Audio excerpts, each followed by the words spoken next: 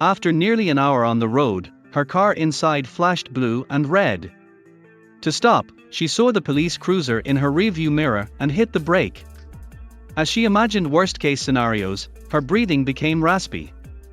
He stopped her for what? As events unfolded, she was pleased she bought the camera. When Sasha got into her car that morning, she anticipated to be stopped by the police. She'd had a rough year and knew she'd go crazy if anything else happened. She knew she was doomed when the police cruiser siren blared behind her. Atlanta police stopped Sasha Jackson on her way to a job interview. She was juggling being an unemployed single mom and a student. Sasha had struggled. As the world went into lockdown, everything quickly went wrong, forcing her down a path she never expected. Sasha was a bank teller, master's student, and mother to 8-year-old Jordan. She lost this balance when she was laid off and forced to stay at home with a child and student loans. She spent months job hunting. After her landlord locked her apartment for late rent, she and Jordan lived with her mom. She was almost giving up when one of her friends called her with an opening in a media house that would allow her to work from home and pay as much as her old job. Sasha seized the opportunity without knowing what was ahead. Before Sasha could blink, the week's job interview arrived. If you like my videos, don't forget to like or subscribe. Thanks in advance. That morning, she showered and dressed. After breakfast with her mom and Jordan, she left. Her arrest was imminent. Sasha drove for almost an hour listening to her favorite motivational podcast to energize her for the interview. She knew she would reach the media house hours before her interview because the road was clear. As she passed a green traffic light in a city-edge neighborhood, the unexpected happened. Driving, her rearview mirror showed blue and red lights. She thought the police cruiser was after someone else, but she realized she was alone on the road. Sasha's heart raced as the cruiser's siren wailed. She pulled over with shaking hands. She saw a policeman exit the cruiser and knew only one thing could save her. Sasha always drove safely. She never disobeyed traffic laws. Why did the officer stop her? She grabbed her license, registration, and national ID in case the officer asked. As the officer approached her tinted window, she trembled and turned off her car. Sasha sat in her hot seat and remembered that her cousin had taken her car a few months earlier. Daryl, the cousin, was always in trouble. Sasha's car was his last adventure. Sasha chastised him for taking the car without permission. She also talked to him about changing. Daryl was obstinate. He was only foul-mouthed, so stealing wasn't wrong. His last misadventure required Sasha's mom and aunts to bail him out. How likely was the cop outside Sasha's car because her cousin used it? Sasha sat tight as each second felt like an eternity. She watched as the officer approached, his utility belt shining in the morning light. His cap's visor covered his eyes. He walked with icy authority. Sasha would miss her interview today. Sasha's lifeline was the interview. She couldn't believe she'd gotten such an opportunity and had already planned how to use her salary to improve her and her son's lives. Her arrest caused her to miss the interview and start over. She loosened her shoulders and swallowed. She didn't know why the cop stopped her, but she'd do anything to avoid arrest. The officer knocked softly but authoritatively. Sasha gulped and lowered her window. "Good morning," the officer smiled. Sasha couldn't explain his warmth. She remained alert. She nervously gave her documents. The police's next statement confused her more. "Don't worry about pulling anything," the police officer said. He left the window and went to Sasha's car's rear. The officer returned to Sasha's window after calling in something from his cruiser. Sasha chewed. "Happening?" He told Sasha, "I know you're wondering what's happening," smiling. "I stopped you because your brake lights aren't working." Sasha broke. She'd never driven a bad car. She always road certified her car.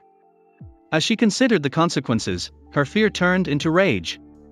Sasha's fear turned to anger when she remembered she had the car checked a month earlier. The vehicle service company charged her $600 to replace the brake lights. Sasha quickly told the officer how she had to use her savings to keep her car in good condition to avoid such incidents. She continued. Sasha disclosed that she had lost her job and apartment. She told the officer she was going to a life-changing job interview. She wasn't sure why she opened up and was surprised he was listening. He did something unbelievable.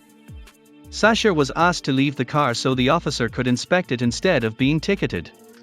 He opened the trunk and fiddled with the wires until the brake lights lit up. He wished Sasha luck on the interview and said the car was fine. Sasha was incredulous. She recorded the entire encounter, knowing such magical moments should be preserved forever. A few miles from her city, another officer did the unthinkable, proving that some service members are here to serve and protect. Julath single mom Amina Rasha. Her life wasn't always easy. Like Sasha, she did everything to survive. Although Amina's incident also involved a police officer, it was far different from Sasha's. The policeman went above and beyond to care for her. Amina had been working as a store clerk when the incident took place. She worked 5 miles from home. Amina commuted without a car or public transportation, unlike many Americans working long distances. Her system worked. The officer stopped her. Amina walked 10 miles daily. She walked an hour to and from work every morning and evening. Nobody helped her, even though most people found it heartbreaking that someone her age used such a crude way to get to work. Walking never bothered Amina.